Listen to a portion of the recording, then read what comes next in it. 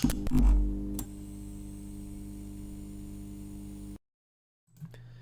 everybody, welcome to Hear Us Out. I am Patrick. And I'm Paul. How's it going? And we've just had a false start on our live stream, so I hope we've managed to get you all to come join us. Paul is doing a little bit of admin on the live side. Paul, let me know if you can see anything coming out live. Good. I should be able to. Cool. Yeah, I can All see. right. We are actually live again. Sorry, folks, and anybody watching in the future, welcome to a strange start to a video. What are we talking about tonight? You may have just seen it a few minutes ago on the previously aborted live stream if that went out. We are talking about movies that have changed title. So sometimes, if you're in the US, you'll see a film and you'll maybe be off on holidays and you'll see the poster for the same film, same actors, same everything, same layout, and the title will have changed. In fact, this came up, so the plug gets in early, when I was watching Popculture 33's last video, and he held up and in fact, you know what, Paul, I'll show not tell. He held up Teen Agent, or as it was to him, If Looks Could Kill, which is for anybody not as old as me, think like a Cody Banks type thing. It's a wonderful film where there's mistaken identity, where somebody with, a teenager on their trip to France gets mistaken for a CIA agent and ends up getting given all the James Bond gadgets. But the awesome thing about it was when he held it up and was like, I just got this DVD, I thought, really, that's cool. And then I was like, but what did you just call it? It was called Teen Agent over here. So that got me thinking, what other movies have changed? And what more got me thinking was when I commented, Pop Culture himself came back and going, you should do a video about that. So the YouTube culture is helping each other out. We're doing it as a fellow YouTuber suggestion. So on screen right now, Paul, you can get a flavor for what that movie is, right? Yeah, I did take a look at it. So it looks a little bit crazy. Well, that poster art is very kind of, we're ripping off James Bond, but it's a young dude. Yeah, it makes sense, but I can see definitely also what they did there, which is just like, we'll make like the poster is all perfect, and then they've just put the title in an area that's easily editable. Yep. Yep. So yeah. And I could not find, and the other problem I had was, I went down an internet wormhole looking for the VHS cover it was for me that I could see. The alternate cover, which I've only found a blurry picture of, and I'm putting it up now. But the reason I'm showing it is because they sold this movie as Teen Agent, or If Looks Could Kill, I assume, with the same cover, where there's a guy laying there in his blue jeans with his LA Gear runner boots, which I wanted, on top of a Lotus Esprit, which I wanted, but he's just casually laying back with an assault rifle or a rifle-style weapon lying at his crotch, because it's like, hey, look at me, I'm hot and I'm sexy and I've got a gun in my midsection. It's weird. That weirdly reminds you of some kind of like Game Boy game. I can't remember which one, but yeah, it's weirdly just reminds me of a Game Boy game that I played once. I'm sure there's a rip-off somewhere. Paul, if you could do me a favor, could you actually get to our Twitter, if you can, and just tweet out the new link? Thank you. I thought that's what you were doing. Appreciate the cleanup on aisle 4. So, Paul, getting rid of Teen Agent. The one that I want to kick off with is the one that we've done in the thumbnail, because it's always easiest to cover that first. Ford v Ferrari, Le Mans 66. So, in the US, Ford v Ferrari. For us, Le Mans 66. Now, I was annoyed at that name change. And I thought, this would be much better as Ford v Ferrari. I still call it Ford v Ferrari. It's a film I was very excited about. Turns out, legally, it's to do with brand names in the UK. So that's one of the reasons it changed in the UK.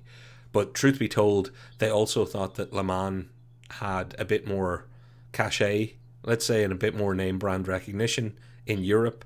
So they definitely weren't going to use that title in the States. Yeah, I think we talk about it in our video a little bit, kind of thing. But I only know this as Ford v Ferrari. Not that I only know it. I refer to it as Ford v Ferrari. It's a lot easier, kind of thing.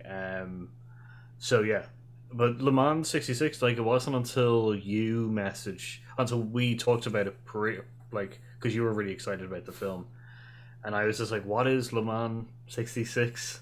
kind of thing. So like, I wonder how much of kind of a advertisement pull did it have over here Yeah. with instead of Ford v Ferrari, just kind of a difference. I'll be honest with you. I think most people have just called this Ford v Ferrari. Even here, I know the posters were different and stuff, but also, I just want to say Popculture's joined us in the chat. Popculture, if you missed anything, that was primarily my fault because we had a false start with the stream, thanks to me. But also, we've already been talking about how you're part of the reason this video is getting made at all. So fair play. Everybody, like, subscribe, and share Popculture33. And if you're doing that, sure, you're here already. So wouldn't you like to hit a like for us? Maybe not subscribe. If you're going to be throwing them around, we'll take some as well. Yeah, give us a pity old like there. Yeah, nothing like a bit of pity.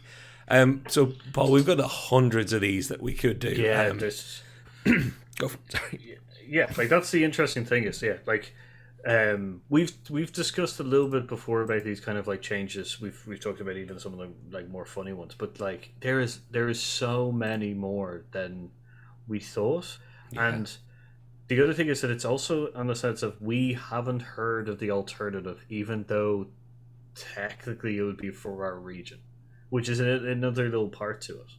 You know, there's several that we've heard of, kind of thing, referred to it, but we thought it was just a slang kind of thing. We didn't think it was actually like a full-on marketing ploy. So that's an interesting kind of one. Are we going to go to? Well, I don't know, actually, let's see. Braindead is up next. Braindead's a good one and Braindead's got some extra goodies in it. Peter Jackson, or some of you who know him as the guy that brought Lord of the Rings to the screen and made it incredibly famous. Others have tried. He succeeded massively. You don't necessarily straight away associate him with, gore horror type stuff, but that is where he got his start, and it's where he cut his teeth. And his movie in Australia, because he's Australian. I hope I'm not mixing him up. I know New Zealand is where he shot Lord of the Rings, but he is Australian, I believe. Apologies if I messed that one up. Brain Dead is what it was called in Australia. It was called Dead Alive when it was released elsewhere, and particularly in the States. And why in the United States? Because, Paul, and this is my favourite bit about this, there's already a movie called Brain Dead.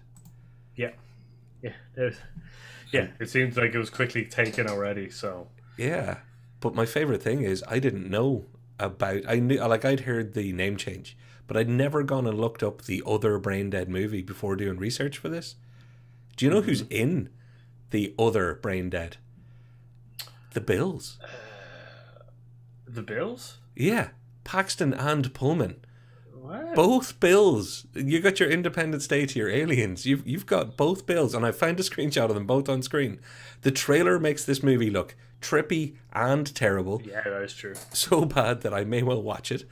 But yeah, Bill Paxton and Bill Pullman in a movie together as what looked like, Bill Pullman's the lead, but Bill Paxton looks like he's top tier of the poster. So I love me some Brain Dead trivia now. It's so great that there's a movie with the two of them in it.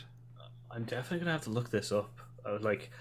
I haven't watched Peter Jackson's Brain Dead or Dead Alive, but I think I've watched Brain Dead with Bill Paxton and Bill Pullman. That's an interesting. Yeah, wow. I think I may have watched it, but it was probably ages ago because that cover looks very familiar to me.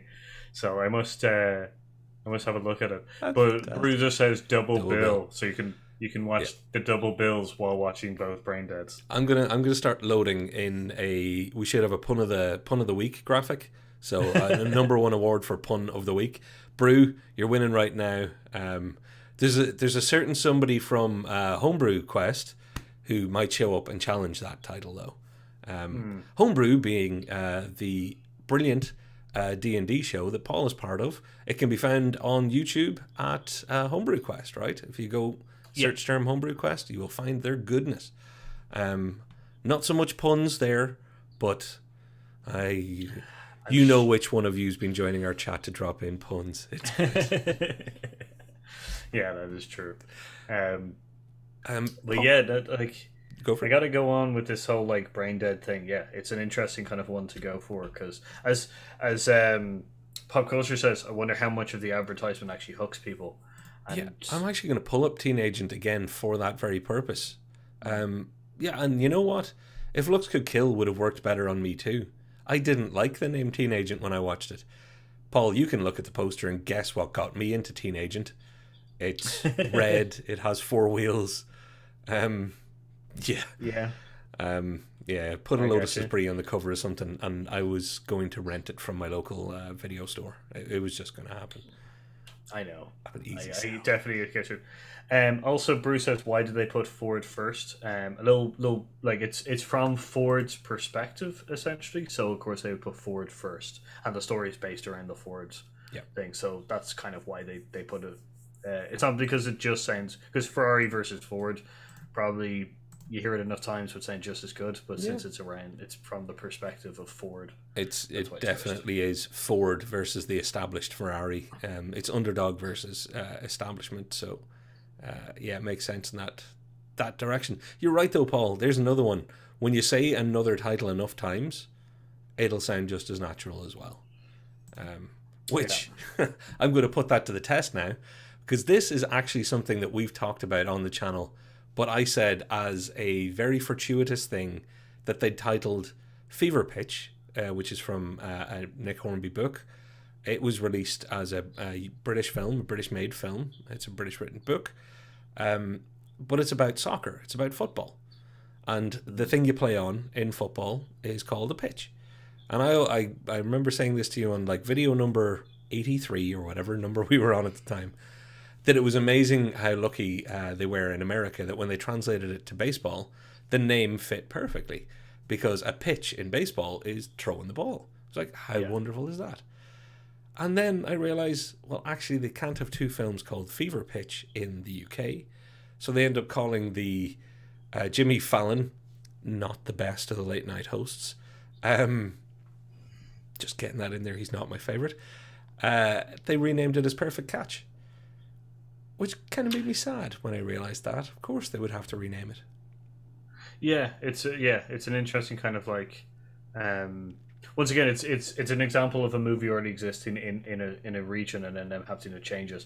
And Perfect Catch in the UK, it just like it sound. I can definitely tell you that didn't do well in the male It didn't go well for the male demo. Yeah.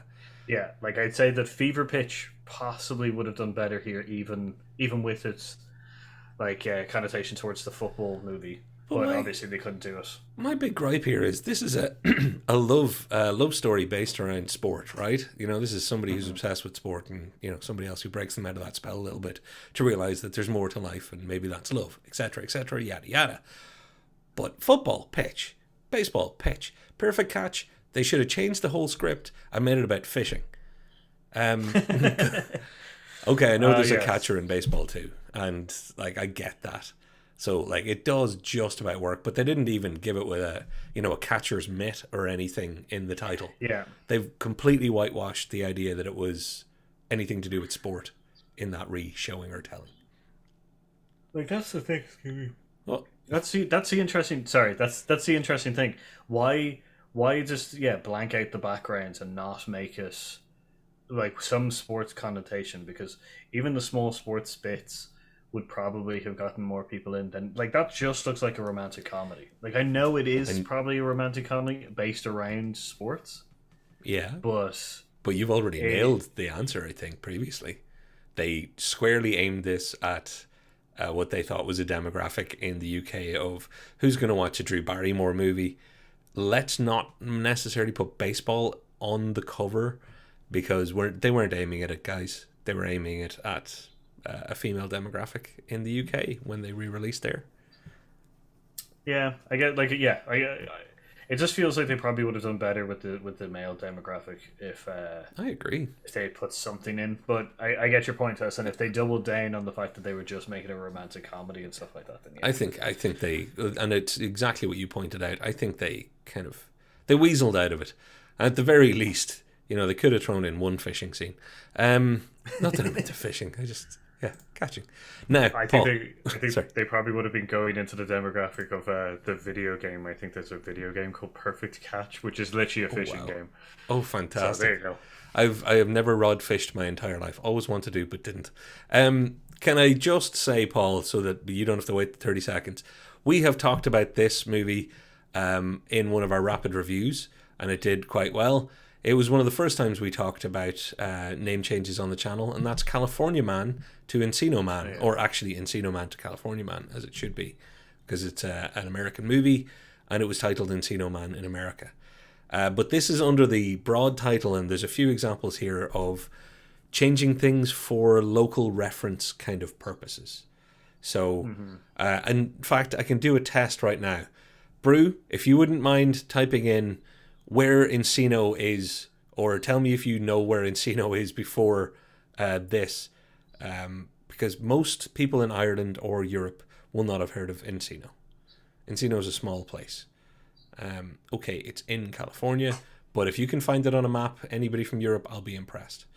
So I completely get why changes like this are made. Yeah, the local. I don't want to. I'm trying to be professional here and not by accidentally give it away. So yeah, this was also an interesting thing because we had a discussion on the rap review that I never knew this as Encino Man. You pointed it out on that video as well. Like I'd never heard it as California. I think I'd heard of Encino Man, but had thought that it was a completely different movie. Thank the fact that I spent so much time in America and have so many American relatives that I found out about it back at the time. I was like, oh yeah, California Man, it's awesome. And they're like, what? What's that? California Man? What is that, like a new superhero? It's like, no, Brendan Fraser, the Weasel. And they're like, oh, you mean Encino Man? I'm like, crikey, I sound like the dumb European now. Which is payback for, all the times when they'd come here and I'd be like telling them stories about magical shamrocks and stuff. Before we move on, inspired by druids. there you go. Was Jimmy Fallon big overseas as he was here at the time? No, Jimmy Fallon, thanks to Saturday Night Live, was much bigger in the States because Saturday Night Live isn't as anywhere near as popular here. And when I say anywhere near as popular here, I've been watching it for years and I've had to use the internet to steal it until like YouTube started getting decent feeds. So no, Jimmy Fallon wasn't a huge star. I think had he done the remake, he'd done another remake of a French film called Taxi, where him and Queen Latifah. Yes. Yeah, which was my first introduction to the Taxi series, which was awful. It is the worst way to be introduced to that. Because the French ones are mental. They're great. Yeah. Yeah. In fact, I still think I have one to watch because I think they go to space in the last one, which they did way before Fast and Furious. I'm just checking the comments. Actually, like Star Trek, yeah. We'll do that one next. Yeah, good point, actually. Just elsewhere in the comments, what annoys me is Ford v Ferrari was renamed in the UK, but they still promoted it with the line based on the story of Ford v Ferrari. Well, it's because that was a book. There was a book, Ford v Ferrari, which I think they had to buy the license for as well. I think the script, the screenplay is based off some of the stuff from the book. Yeah. So yeah, they had to mention it. So. And Popculture says he's been in Encino, so there you go. I've been to California. I don't know if I've ever been to Encino, but Brendan Fraser wasn't there for sure. I like how Bruce says that it's in Westmeath. And for those of you that don't know, Westmeath is a massive metropolis, much like Las Vegas that we have in Ireland. See, I'm making up stuff. No one can prove me wrong until they get here. The internet exists. The west of the middle. Exactly. The west of the middle. There you go. I'm going to start unleashing the other local references. Oh, this is a good one. Die Hard 4, Paul. Yeah. Live Free or Die Hard. So it was Live Free or Die Hard in the States. It was Die Hard 4.0 or 4.0 here. Yeah, which was an interesting choice. Which goes. You might have to pull the mic a wee bit. You're dilating. Sorry, it was an interesting choice because the reasoning behind it is because that's what was it? Live free and live die free, hard. live free or die. It's not a phrase here as much. Like that's rooted in American history and American culture. But why did we get a 0.0? Why did we get 4.0? That's the thing, because like, yeah, I don't know. I don't know why. It just seems so weird. It's lazy, to be honest. Like, we all know that it's Die Hard 4, but like, Live Free or Die Hard is not that big of a draw. Like, you can say Die Hard 4, Live Free or Die Hard, you know, but I don't know. Like Die Hard with a Vengeance, great title, which may come up again later. But I think the reason they went for Die Hard 4.0 is because of Internet 2.0 or something like that, and the fact that Timothy Olyphant and hackers. But that doesn't really help when you're just advertising a movie. It felt like a stretch. It felt like we had Die Hard, we had Die Hard 2, we had Die Hard with a Vengeance.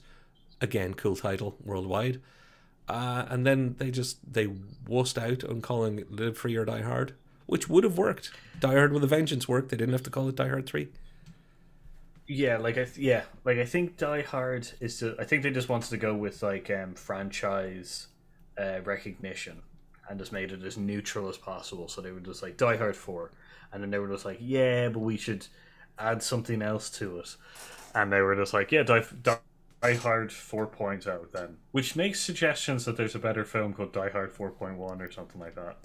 Or which for I'm me, just waiting for. which actually I would love that if there was a Die Hard like 4.2 secretly out there called the director's cut. I bet you there is. I bet you, now that we're saying it, I bet you there's a 4.2 and it's like an extended cut of Die Hard, which would be weird for Die Hard to do. 6 extra minutes of Justin Long, and 1 extra minute of Timothy Olyphant. I love Justin Long and Timothy Olyphant, but yeah. I like him too. I don't like him in that movie. Although, having said that, we're missing a trick here. Kevin Smith is in that one. It could be 18 extra minutes of Kevin Smith basement stuff. Oh, that would be fun. Yeah, just him shouting at his mom or something like that. Or him just shouting at Bruce Willis going, in the future we're going to dislike each other. That hadn't happened yet, actually, yeah. Next up, Paul, is a weird one for a lot of people because I've had to actually explain what White Castle is to friends from Europe that haven't spent as much time in the States. White Castle is like a McDonald's or a Burger King or there's lots of them that have become pop culture phrases now and have traveled. Like, we don't have In-N-Out Burger yet, but In-N-Out Burger, people have heard of it. But it also has burger in the title. Whereas Harold and Kumar go to White Castle would mean nothing to anybody here. So they changed it to Harold and Kumar Get the Munchies, which, for the movie they were making, it was all going to be stoner jokes anyway. Yeah. I thought that these were 2 separate movies. Wow. No, same movie, just the retitling. Yeah. When I first read this, I was just like, are they not different movies? And because I know White Castle, which goes, but yeah, I was just sitting there going, like, when you told us me, I was just like, I had to look it up again. I was just like, I've never seen either of them, but I was just like, I thought these were completely 2 different movies, and looked it up, and it was just like, nope, no, they're just renamed, same thing. It's just because franchise recognition in the opposite way, which is we don't have White Castle here. Yeah, and so. I've never eaten White Castle. All the times there's a couple of chains that I've never managed to get to because obviously it's not the first thing you're running to do is try every fast food chain. Even when you're road tripping, you try and somewhat stay this side of cholesterol hell. But White Castle is one I'm curious about because of this bloody film. And I've never seen this film, but it's now like, well, is White Castle any good? I don't know. Yeah. Answer in the comments down below. Is White Castle any good? Because I know the munchies are. I've definitely had the munchies. Comments, Paul. I think there's an interesting ask here from Popculture. What was the rating we had for Die Hard 4.0? They had PG-13 without the Yippee-Ki-Yay.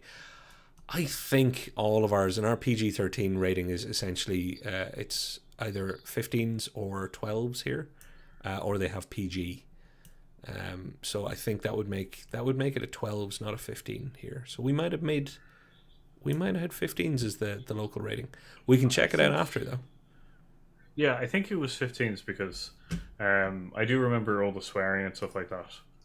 So there was no kind of like, there's no kind of. I know that there's some films that are weird in the sense of having like that. Their some of their most famous uh, phrases, like which goes Removed or changed. it's some of them I've seen. I do like that Jasper thing, which in what is this? The Simpsons, where he's just where he's just like, frankly, my dear, I don't give a damn. And then in the version he gets, it's like, frankly, I love you. We should get married. And he's like, wasn't there a swear word in that? And he's like, you've been warned, and they take him out, which is shows what happens. Sometimes you just get the television version, or lower rating versions and stuff. I loved the TV versions in the 80s because I lived in a part of the country that could see both UK channels and Irish channels, and sometimes you get to watch the same movie twice around Christmas. So you get to see a TV edit, and the TV edit of, I can't remember, it was one of the diehards, I think, had "Fun You Money Funster" was their dub over a particular phrase. You know what that was. I'm not going to say it now, but yeah, I thought "Fun You Money Funster" sounded so much more of a put down than the actual proper F word. I was like, It is. what's a money funster? Not It's pretty awesome put down. I should actually start using that now. I'm going to start shouting at that at people who cut me off in traffic. Money funster. that'd be great. Just for the look of confusion. Yeah, I was looking it up. I think technically it was an R rate, not an R rating, but it was a higher rating here. But we got all the swear words and everything like that. But there's actually looking it up. There's like several news articles in the Guardian and stuff like that, specifically calling out the fact that Europe doesn't want the PG-13 version of Die Hard 4. Oh right. I just quickly checked, which is an interesting kind of tidbit as well. There you go. Well, Paul, I'm switching gears on us slightly, and these are ones that have changed, not just because there's already a film with that name or anything like that. Sometimes it's not just a film with that name. Now, I'm using Ghostbusters to get it out of the way because Ghostbusters was an interesting choice. So there's Ghostbusters 2, and then there was the reboot, which was called Ghostbusters for a while, and then it was renamed to Ghostbusters Answer the Call, so that people could stop calling it the female Ghostbusters or Ghostbusters 2016, etc. Now, we have very strong feelings on how unfair people were to that film in many different ways, while also acknowledging that that film was a complete hot mess, but it was nothing to do with the people in it necessarily or their gender. And if you feel that, there's something wrong with you. But that's an interesting one for me, where when I was looking into this, I tried to find out if Ghostbusters had ever been planned on being called something else, the remake. And apparently Ghostbusters Answer the Call was the original title that they were going to go for, according to at least one internet source. So that's interesting that they dropped the subtitle and then had to bring it back. I didn't know that until I went looking into this. So let me get this straight. So the Ghostbusters 2016 was originally just going to be called Ghostbusters, or was originally going to be called Ghostbusters Answer the Call. Yeah. Then they decided against it, and then they've reintroduced it. Okay, that's an interesting. Yeah. If now, again, this is all bad internet research with limited amounts of time, but if that's true, that's an interesting one. Personally, I like the idea of subtitling films if you're going to make them reimaginings, let's say. I think it's a good way to go, because there's no point in having 3 films called Die Hard if you're going to make, if you're going to remake Die Hard now and it's going to be Paul Rudd, because it's going to be Paul Rudd instead of Bruce Willis. If you're going to remake it, call it, Die Hard, and then give it a subtitle, and I'd be like, yeah, grand, okay. That's what we call that version of it. Yeah, like I get that kind of. I know we've complained before about the subtitling of certain, or the naming of certain things and stuff like that. But I guess in a franchise, like, we get it, kind of thing. Like after, because like Aliens, and then Aliens 3 and Aliens 4. Even though it's called Aliens Resurrection, like, that's a good way of doing it. But like Alien, the Shocking, Aliens, the war thing, kind of like it's just like you're telling us too much. Yeah. Like Exactly. that kind of subtext Alien can go 3, wrong. the one Sigourney doesn't make it out of, or does Yeah, she? yeah. Alien 3, Ripley's End. There you go. Yeah, man, I've seen some real bad like subtitling of movies that have given it away. But like Answer the Call, generic enough that Yeah. I don't like. It also determines it away from Ghostbusters and Ghostbusters 2 Yeah. kind of thing. Is what's the new one called? Afterlife. Ghostbusters There you go. Afterlife, which I'm going to go and see tomorrow night. And I am so Ooh. incredibly excited that I feel like I'm 4 again. I'm just, I'm humming with excitement. I cannot wait to go. So let's hope I haven't built it up too much. Because being really excited is never a recipe for disaster, is it, Paul? Ugh. Yeah. Next up, though, because I've just looked at the time, Avengers. And again, Paul, we lived through this, yet I can't really remember it. Avengers is what it was called in the States, and we got it postered as Avengers Assemble. But I'm fairly sure I saw posters and, even, bookings in cinemas at the time that just said Avengers and didn't say Avengers Assemble. I don't know if everybody used the full title here. So I've seen a bus thing here in Ireland with Avengers Assemble. Okay. And I also remember distinctly that when I bought my tickets for Avengers, it was Avengers Assemble Oh, kind right. of thing. Like I only remember like I probably been oversaturated with the originals like poster thing. The only reason I actually remember the bus and the booking was because I thought it was so weird that they were calling it Avengers Assemble that I made mental notes of it because I also know it's just the Avengers. Yeah, and don't get me wrong, Avengers Assemble, it's a great line, it's a good callback, etc., etc. But as a title, it's the Avengers for me. Now, the reason, in case anybody's wondering why would they make such a change, and Popculture, you say you like Avengers Assemble? Well, if you can find a UK print of the poster, that's what you'll get. But you might be surprised as to why they had to change it. The Avengers, which I did grow up watching, well, they were the new Avengers by the time I was watching it. The Avengers was an old TV show that ran for quite a long time in a few different incarnations. And I don't know why at any point any studio thought, oh, well, maybe people think this is an Avengers movie. Because quite literally a few years before that, Uma Thurman and Ralph Fiennes, or it was one of the Fienneses, had done an Avengers movie about that Avengers TV show. And it was an uproarious flop of all sorts. It didn't catch on with anybody.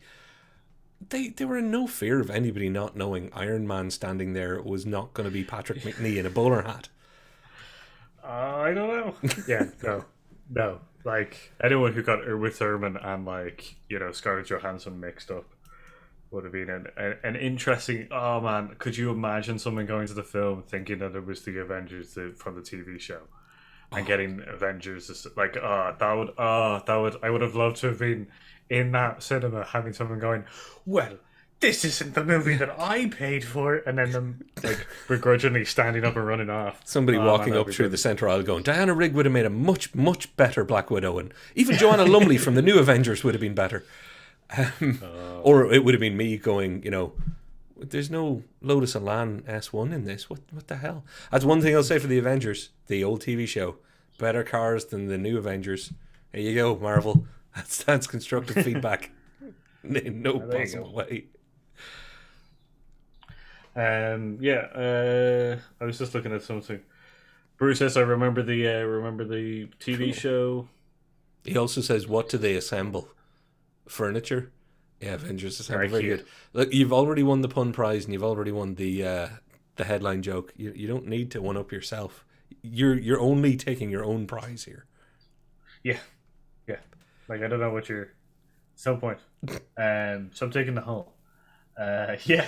Like, are we going to move on to the next one? Which is actually, I've got the Bad Neighbors, which is Bad Neighbors for us and Neighbors elsewhere. And Paul, I don't know if you were subjected to it. Are you of the era where the Australian TV show was the reason? Have you seen that show? Yeah, my parents loved Emmerdale, Coronation Street, and Neighbours. So I think my parents, I think my mum still loves Neighbours. Well, for those who don't know, Neighbours is an Australian soap opera that absolutely killed it in the UK. And it was on lunchtime, daytime sort of thing for years. It and a show called Home and Away have given you most Australian actors that you know, and also Kylie Minogue, who you may know as both an actor and a singer. But if you look closely at the picture that I put on screen, Paul, that's the original cast. That's the Jason Donovan and Kylie Minogue. So if you look just to the left of Kylie, dead center in the picture, is a guy, I think that character's name was actually Paul Ramsey. But you know who he is now. He's in loads of things. He was Charles Widmore in Lost. He's an Australian actor that got good at doing a either British or American accent and never looked back. After Neighbours, he went to Hollywood. And a lot of people think of the other Australian cast people who did really well. That guy broke the mold. He has been all over Hollywood movies, and nobody ever spots that he was he was what was then supposed to be the older middle-aged man in the show, but he still looks the same age now with just white hair. It's weird. Yeah. He's staring into my soul. He's well, that's Neighbours, and that was the appeal of the show. So Paul, do you want to take Leon and try and explain Leon, or Leon the Professional, whatever it is? Yeah. So Leon, which is the Professional, which is a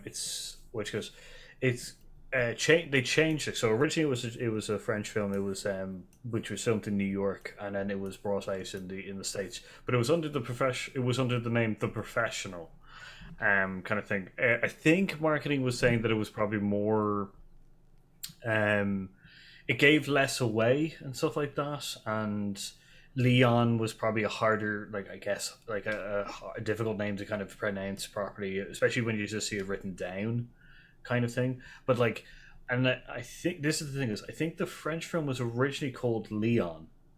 I think so. And then The Professional came in as it got wider spread, and then The Professional was essentially sounded better for the US audience.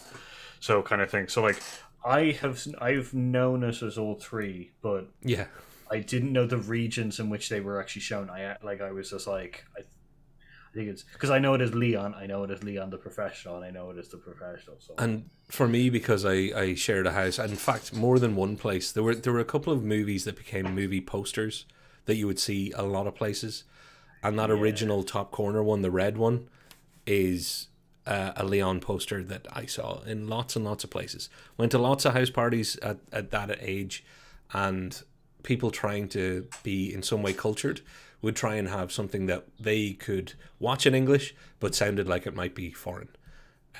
That's a good way. You knew you were the Irish 18-year-old trying too hard if you were the one kind of going, well, you know, I've got Akira on one wall and Leon on the other, and it's like, yeah, you're trying to show that you're in some way deep and mysterious. You're not. Hey, look, I had the Akira poster. I probably had the Leon one somewhere too. I had the Leon one. I had the Akira one. I also had the Truman Show one that was like frames. The tiles, the shots. Yeah, that's a fantastic poster.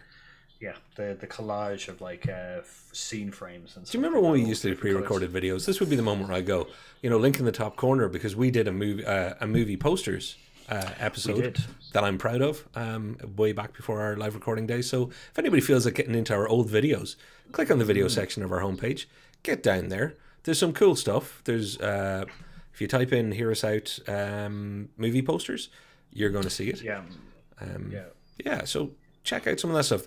Leon's an interesting one for me because I appreciate the fact that it was almost an organic growth of Leon to Leon the Professional to the Professional. Yeah, like it's one of those things that I know from its original thing it was called Leon, and then as it got spread across Europe it was called Leon the Professional, and it's as you said, it's a nice growth kind of thing, and gets more kind of more franchise recognition as it goes on, kind of thing. And yeah, the US audience, the professional, just sounds right for them. Yeah, and what a cracker of a movie! What a cracker of a movie too. Oh, it's so good. And actually, Popculture's called out that the edit was fairly heavy too. So he had to import the DVD back in the day to get the original cut. Good choice, as I'm sure you agree, because I can't imagine editing anything out of that film is a good idea. No, there's a lot. I think there's a lot of scenes. The scene where Natalie Portman comes on to Leon, that was removed completely, kind of thing. But that's like nothing happens. She just says, yeah. For anybody who hasn't seen the film, yeah. Like there's nothing in it. Just to point out. But jeez, I didn't even think of pointing that out because I've seen the movie. But yeah, good call for anybody who hasn't seen it. It's literally like a no. It's like a no for us. It's a no nothing scene. It's literally just like she just says that she loves him and how him and her should be together. But yeah, like it's a nothing scene. But I can see why in the States it might have been removed just to be safe, because people try and get edit their films for ratings, etc. So it's getting through the censor board, or what we have here is IFCO. Which is a cool organization that someday actually we'll probably do a video about. Now, Paul, the next one's up. I've literally titled the folder in our software here as Give Them a Chance. So these are names that changed to give the movies a chance, or just to try and give them a better chance. The first example is kind of weak, so I'm going to move on from it relatively quickly. I remember going to see The Boat That Rocked. The Boat That Rocked made a lot of sense. The poster made a lot of sense because it kind of had the Fab Four Beatles vibe, and it's a very UK centric story. It's about pirate radio, but it's about pirate radio in the UK. They changed it to a bit more of a police academy type poster in the US and called it Pirate Radio. To be fair, I think it was likely to get more eyes that way, so I kind of understand that. Yeah, definitely. Like the first poster is very Monty Python-esque as well. So it's and Beatle-esque, as you said, kind of thing. So I can definitely understand why in the UK it would reverberate like that further.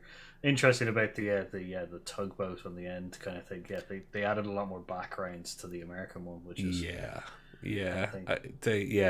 it's stretching a bit, but you know what? It was going to be a niche film one way or the other. So I always understand when somebody goes for, look, we're changing the name and the poster just to get as many eyes on our movie. Yeah.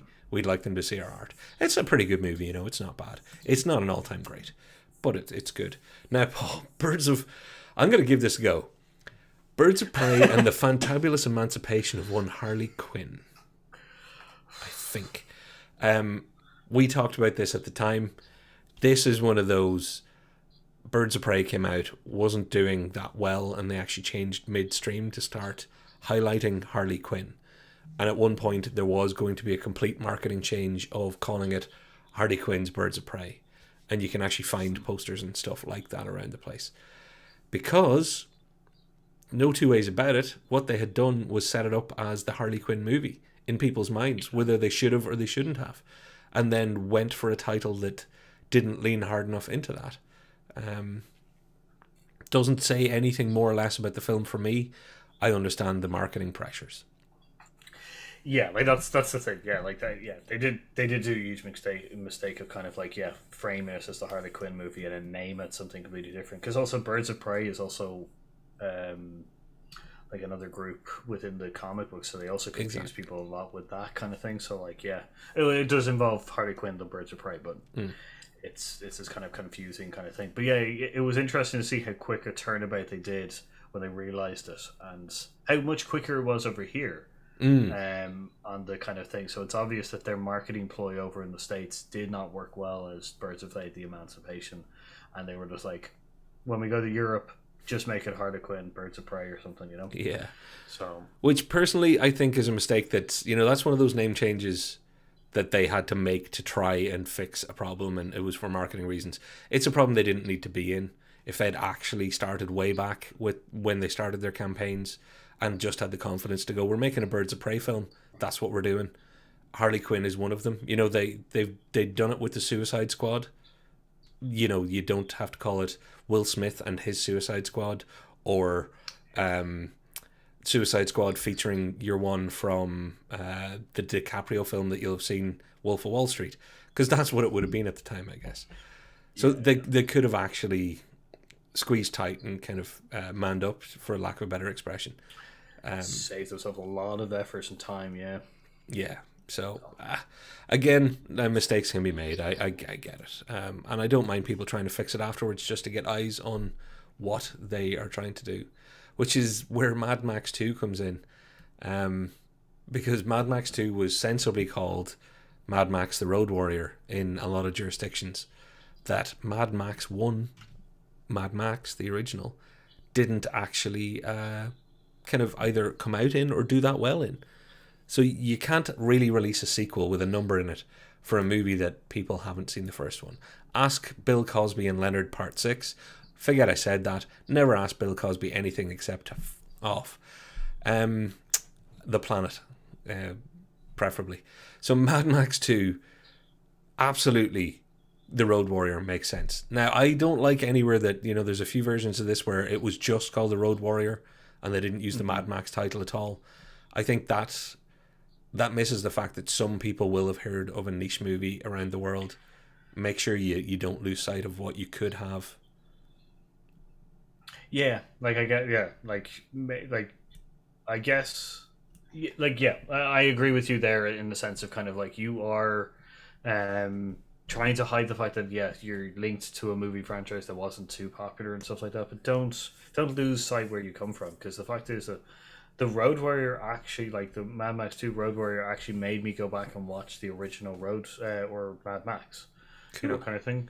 And it's because that I'm like I by it saying Mad Max 2, I was just like, I'm gonna go see what the original, like the first one was. So don't ever be afraid of your origins in the sense of kind of don't hide them. Exactly. I know they give you the better chance, but yeah, which is where it can be Mad Max the Road Warrior or Road Warrior Mad Max. Just keep it in there, because you never know who in your jurisdiction will have seen that foreign film, let's say.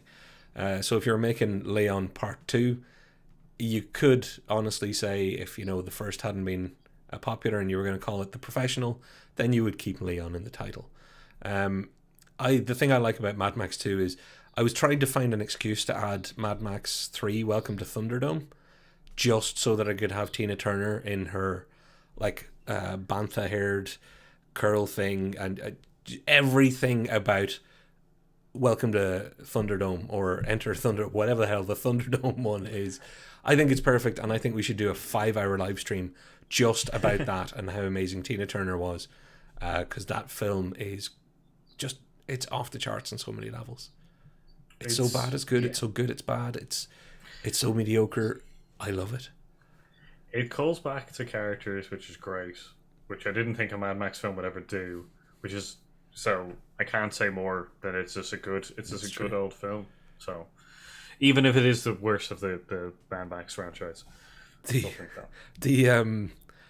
Popculture says Mad Max in the US was overdubbed badly. Oh, that'll kill a film. Oh, especially when it's a film in English. Why they would have had to overdub. But I guess it's the Australian accent and didn't do great first. So yeah, they had to introduce Mel second time round. That's gas. I would feel really bad if I was an actor speaking English and they decided they needed to overdub me. I'd take it personally. I got to be honest.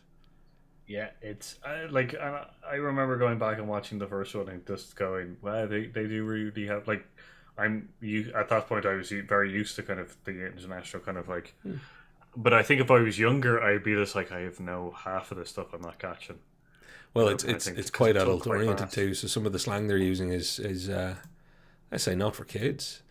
Paul, this one I'm going to go on to the what the hell were they doing? Why did they need to do it? And this is one that you specifically brought up. Actually, I'll go for the worst offender first, I think, and that's Zootopoulos. I better close off some others. Sorry. Zootopia, as it is to me and you, but it should be Zootopoulos for us, or Zootropolis. That's once again also the reason why this seems just absolutely ludicrous. Yeah, for European region, for a few of them, it's meant to be Zootopolis, but in the States it was called Zootopia. I don't remember. Yeah, I don't remember ever seeing Zootropolis. Nope. Ever. So, like, finding this out, I was just like, why? Why would they? Zootopia is such an easier way to phrase it. And And in they our also combined kind of 15 minutes of research on this, there's no good reason for the change, right? It was just some person. Not that I could find in any kind of way. Like, Zootropolis doesn't seem to really fit. Like, it's not like there's Tropolis is a more known word or something. It's not a more European addendum to a prefix word. It's weird. It annoys. Of all of the ones that we're going to talk about, this is the one that annoys me because it's so unnecessary, and I don't know what somebody thought of us that thought that change had to be made. It's weird. Which begs to differ, because they mentioned Zootopia several times in the movie. Do they change the voice acting to also say Zootropolis? That's a really good question that I wish I'd gone and checked. But we can check after. I am going to throw up another one that I guess undervalues its audience a little bit, but I know it came from the books. So when the Harry Potter books came out, it was Philosopher's Stone in the UK, but it was the Sorcerer's Stone in the US. So when the movies were made, same story, right? Yeah, pretty much. Yeah, the Philosopher's Stone was here. I think it's because it's referring to the old Philosopher's Stone mentality or legend from alchemy that is well known in Europe, it turns out, and not so well known in the States. So there's a kind of interesting kind of lack of confidence there again for me. They probably didn't need to change that one. I would have as much faith in the young adults and children and other people that it ended up being successful with in the United States of America to be like, yeah, I'm not scared by the word philosopher. I don't need it to be jazzed up and be Mickey Mouse and sorcered. Yeah, like this is the thing, because in the movie it doesn't, as far as I'm aware, they don't change Fleurs' origins. So the character in it that owns the stone is still an alchemist. So he's still like, it's literally just a weird way, because I don't think they ever refer to the sorcerer differently or anything like that. It's just, as you said, it's a pointless, weird one to do. Yeah, and I think they've got to start showing more confidence in people. Now, I'm going to throw up a bundle together, and that is Edge of Tomorrow, Live, Die, Repeat, Edge of Tomorrow. All You Need Is Kill was thrown around at the time because of its connections to that. But the posters I've chosen here are the amount of people who are like, oh, Edge of Tomorrow is going to be called Live, Die, Repeat. Like, yeah, well, look at the posters and how prominent things became at different points in it. In one of the posters, quite literally, you would be forgiven for thinking that was the name of the movie. As in Live, Die, Repeat. It was such a strange mixed messaging. I think both titles are great. I like Live, Die, Repeat. I think it's a very catchy name. Again, don't fall over your own marketing boots there, folks. I'm not sure what really instigated this, Paul, but I remember at the time there was a lot of talk about it. I don't know who got confused at first or got cold feet. Yeah, like, because I know that this is based on an anime or a Japanese novel manga called All You Have to Do Is Kill. So it was kind of weird. Kill, yeah, so like I think it was just kind of like they wanted to make it similar like title, and then they realized that Live, Die, Repeat just seems weird. So they were just like Edge of Tomorrow. But, I think with the marketing on this one kind of thing, I think they just... I bet you there's a lot of demographic regions kind of thing comes into play in that kind of which one's better and which one's worse. Well, Popculture just popped in to say Edge of Tomorrow, Live, Die, Repeat here, but it changes all the time. Yeah, it changed all the time here too. It was impossible to keep up. Yeah. Speaking of impossible to keep up and lots of changes, and I've realised that we're going to run a little long, Paul, probably. Star Wars Episode 1 which is actually Episode 4, Star Wars A New Hope, Star Wars Episode 4 A New Hope, Star Wars Redux, the Lucas Edition, Greedo Shot First, whatever you want to call it, or Hand Shot First. I don't care about the naming of Star Wars. The only reason I brought this up is the amount of people who would get just uppity about it, going, well, now it's not actually Star Wars, it's Star Wars Episode 4. And then years later, it'll be like, it's actually A New Hope. And you're like, hey, it's been called lots of different things at different times, guys. There is no need to fight amongst yourselves. Wait for a while. There'll be more movies along that's going to make a lot more problems that you will want to fight over. The naming in the general Star Wars universe is just crazy. I get you, because now I don't refer to Star Wars because I just refer to the undertitle. Yep. Now, Me and too. the only time that I ever say episode is literally to secure the reference of which one I'm talking about. That's literally it. It's the only time I ever say episode is literally just to be like, just so you're clear, it's Episode 5 that I'm talking about, rather than The Empire Strikes Back. Yeah, exactly. You'll end up saying something like Jedi or Empire. Like, a lot of them have been shortened down to one word, except for Phantom Menace, because it's always Phantom Menace. You don't just call it Phantom or Menace, or at least I haven't ever. I almost want to get away from the Star Wars thing, just because I've heard so many pointless fights that it drives you nuts. Whereas Paul, speaking of pointless, and you pulled this is Paul's good work to make sure this was included. The Fast Five was called. So originally it was called Fast and the Furious 5, Rio's Heist, because in America it was called Furious 5.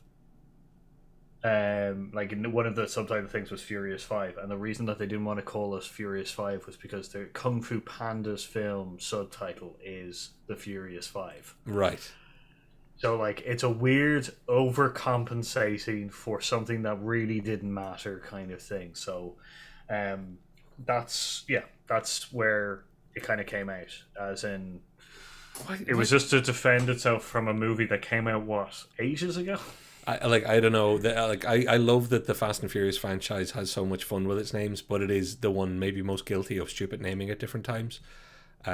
So they should really just stick and pick and stick.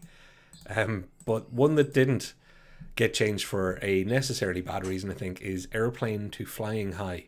Now, I don't know which story you know about this, Paul, because there are multiple stories about it. But the one I heard was that it was Australian cinemas, I believe, were the ones that took the lead to say that it should be called Flying High, because Airport 76 and stuff like that was coming out too close to it.